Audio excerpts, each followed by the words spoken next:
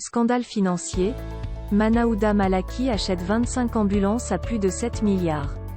C'est l'intitulé d'un post de nos confrères de Cameroun Web sur leur page Facebook. La suite, dans un instant. Abonnez-vous en activant la cloche de notification pour recevoir la primeur de nos futures publications.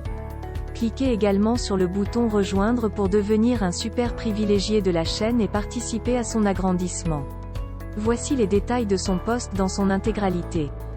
Le ministre de la Santé publique Manaouda Malaki a réceptionné le 26 février dernier à Douala 10 premières ambulances sur 25 attendues. Le lot de 15 autres ambulances sera bientôt réceptionné pour porter le nombre à 25, selon les engagements pris par les différentes parties prenantes que sont le Cameroun, la Banque islamique de développement, bailleur de fonds de ces acquisitions et le PNUD, agence d'exécution du projet pour un montant global d'un peu plus de 7 milliards de francs CFA. L'un des objectifs, à en croire au ministre de la Santé, c'est d'accroître la capacité de riposte contre le Covid-19. Les 10 véhicules 4x4 sont adaptés au transport des malades. Ils comportent tout l'armoire incorporée à la carrosserie ainsi que les coffrets devant servir au rangement de plusieurs gammes de médicaments. On y retrouve également de petites bonbonnes placées à l'arrière, où se trouve un placard. Cette configuration devrait servir à s'occuper en urgence d'un patient.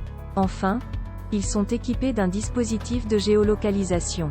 Toutes ces nouvelles sont certainement bonnes et sont guidées par une bonne intention. Sauf que le prix de ces ambulances crée la polémique sur les réseaux sociaux depuis quelques heures.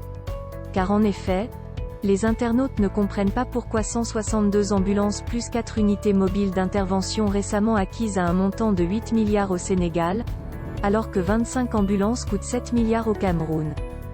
Veuillez prendre 3 secondes pour liker la vidéo et la partager. N'oubliez pas de vous abonner à la chaîne YouTube Camer TV Info et Cameroun Actu. À bientôt pour de nouvelles publications.